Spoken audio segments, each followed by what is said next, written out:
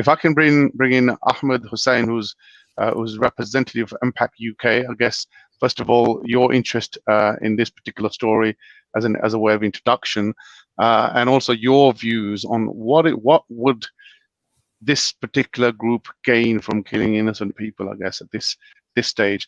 I guess previously there was I guess in the minds of the Afghans, there was an invader. So therefore, you could not understand, but you can, in some ways, that they had a motive. What is the motive of these guys, ISK, and why would they want to sort of create havoc and kill innocent people? Assalamu alaikum. Thank you for having me. So I just want to echo what brother Dr. Anas was saying, which is basically that we are still gaining information not only on the incident itself, but on those who claim who claim, the madmen who would want to claim such an incident. And if you look at the name ISK, ISIS-K, you can only assume at this point that they're trying to draw an affiliation with the other well-known ISIS brand. And, these are people whose method of working, whose modus operandi is simply a murderous operandi, you could say. They exist to destroy.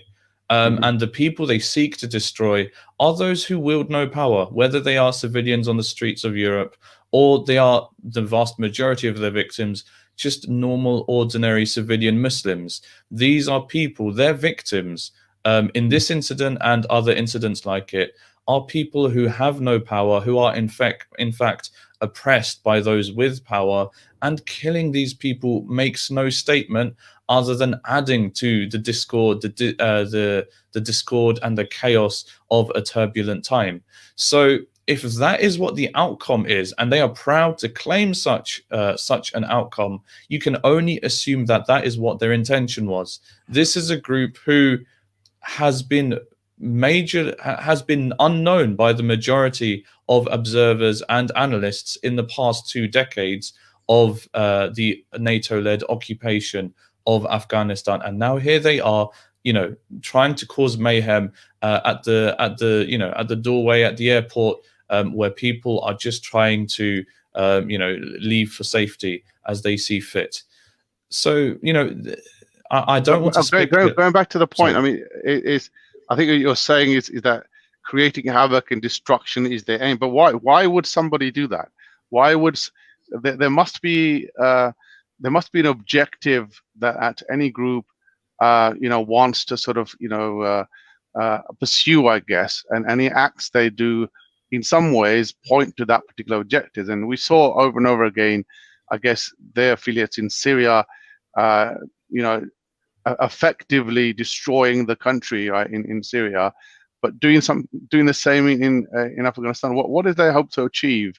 In Syria, all the ulama, all the people who are from a religious background, all the people who are in authority, effectively condemned them as being, some condemned as being heretics, but others have condemned them to be having no basis whatsoever of any support, right, from anywhere. So what are these groups, and what do they hope to achieve from carnage like this?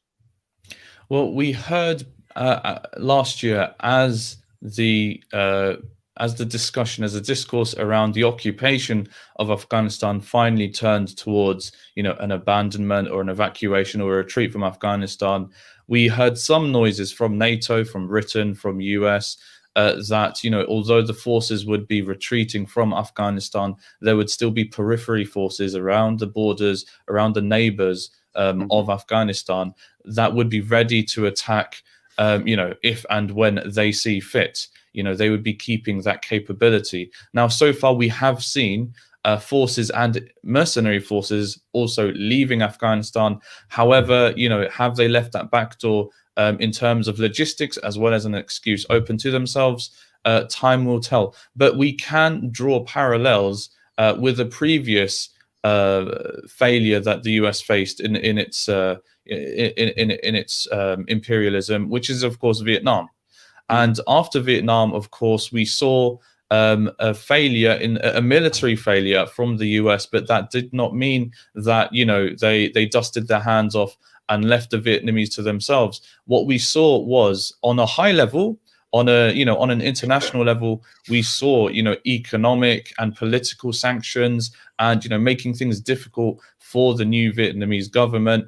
And, without a doubt, what we are going to see is the more covert operations and more covert attempts at spreading disunity in a country that has dared to defy US imperialism. And before the break, I did pose a question to Brother Ahmed Hussein from MPAC regarding, I guess, the transition to a transition of Taliban as well, to say from a fighting group to a governing group, and who are the key players, I guess, who are they engaging with in order to frame a new inclusive government which they've committed themselves.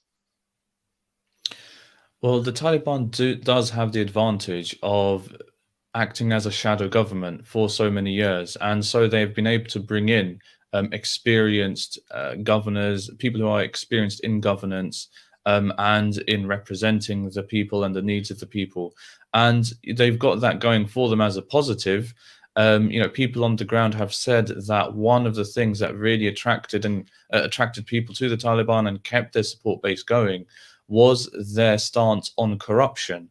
According to transparency.org, it's estimated that 1/8 of all the money that was pumped into Afghanistan was lost on corruption. The figure could be much higher, considering that trillions of dollars were pumped into Afghanistan, and it's an open secret that the Afghan National Army had a load of, I think they were termed phantom soldiers or paper soldiers, bolstering numbers, so then the leading commanders could just pocket the salaries. So the Taliban governance has transitional leadership of people who knew how to keep their support base going through the time of occupation, and that means that they can keep that up in terms of what worked for them under occupation, what kept their people, the Afghan people's interest and loyalty to them. That may well keep them going, but it would be very, very naive not to think that they will face a mountain of difficulties. I mean, we can already see that they are being pushed into a corner by influential members of the international community. When it comes to trade, how many other countries are going to trade with Afghanistan? And if trade is going to be impacted negatively, that is going to have a direct hit on the people of Afghanistan. And once time gets tough, what about the aid? When we look at the historical case of Vietnam, lots of aid was sent to Vietnam after the war, but that aid was either sent to military contractors or it was sent to people who would continue or maintain the stances of the US pre-departure. Indeed, but specifically in Afghanistan, I guess I get your point about the fact that the Taliban have been running some sort of a shadow organization or government in opposition, and in many of the areas there have been reports that they had and their comments about their efficiency of their justice system are being more well-oiled than the government in terms of hearing people's cases and getting decisions, etc. And that's been said, but we're talking about a different scale now. We're talking about an organization initially who was very much Pashtun led, right? And now all of a sudden, right, you've got power brokers, I guess, within the country who are as Dr. Anas said, who are Shia backgrounds, Hazara backgrounds. There are also other ethnicities there in Afghanistan. So who will represent the others, so to speak? I guess the Taliban have got a whip hand. They've got the majority, and they're in power, and then they're controlling a lot of the centers. But if they want to be representative and be, I guess, respected by everybody within the country, then they've got to put some figureheads who are not maligned by this corruption. That you talked about. And who could they be? Who are those? Well, I can't give a specific name, but I can say, but I can say that they've already within 10 days, they've already made the right moves in terms of keeping their arms open to the Shia during their important festivals, and in terms of having a very outspoken English-speaking press officer and so on.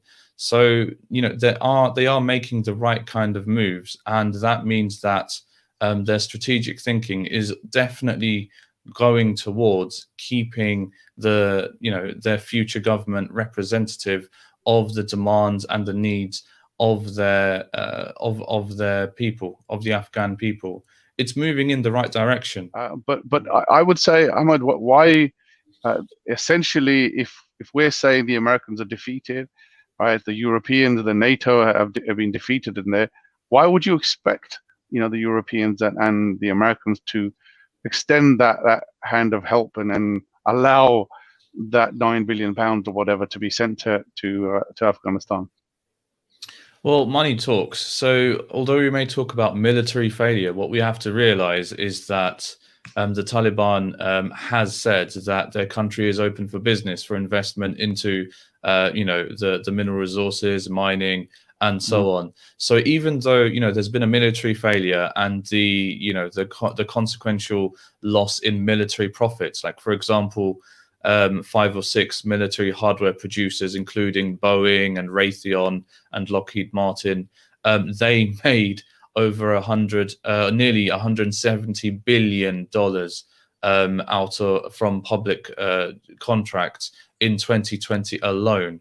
So these are military contracts that have been lost. Yet the potential, now that there is a stable, potentially stable government running Afghanistan, that means that there's an opportunity for stable investment. So what we have is the military, the US military, coming out of a theater where they were getting entrenched, where since 2010, a troop surge, Obama's troop surge of 140,000 soldiers in 2010 did nothing to overwhelm the Taliban. So since 2010, really, it's been a military loss. So the military has moved out of this theater, and with a potentially stable government coming in to tap into corporate wealth, that means that the military can focus on what it does best. And the writing on the wall seems to be preparing for confrontation with China. Kamala Harris, the vice president, is currently going on a tour of Southeast Asian countries, negotiating, or I should say, quote unquote, negotiating deals which strengthens US presence and power in the region against China. And the military is now free to do that, freeing up all the resources that it pumped into Afghanistan, and the corporations are still able to tap into the 1 trillion, I think, estimated mineral wealth of Afghanistan. So what we may see in Afghanistan is a military failure, but what we might potentially see next is the exploitation by corporations, manipulation by international bodies like the IMF to try and manipulate the Taliban, if not ideologically, then economically. We've seen, unfortunately, in so many countries across Asia and Africa and South America and so on, that it's money that talks.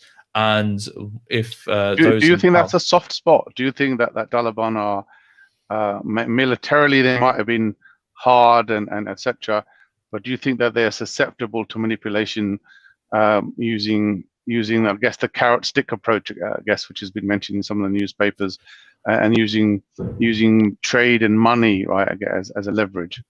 Unfortunately, I would have to admit that it is a soft spot. If we look at Vietnam, even if we look at South Africa, for example, after the fall of apartheid, decades later, there is still economic inequality, despite the reconciliation programs they've had on social inequality. The economic inequality is still there, and the riots we saw earlier this year are indicative of that. So yes, I'm sorry to say that is definitely a soft spot, which is already existing. It's not a soft spot that needs to be made. It's a soft spot, a sore spot that is already there.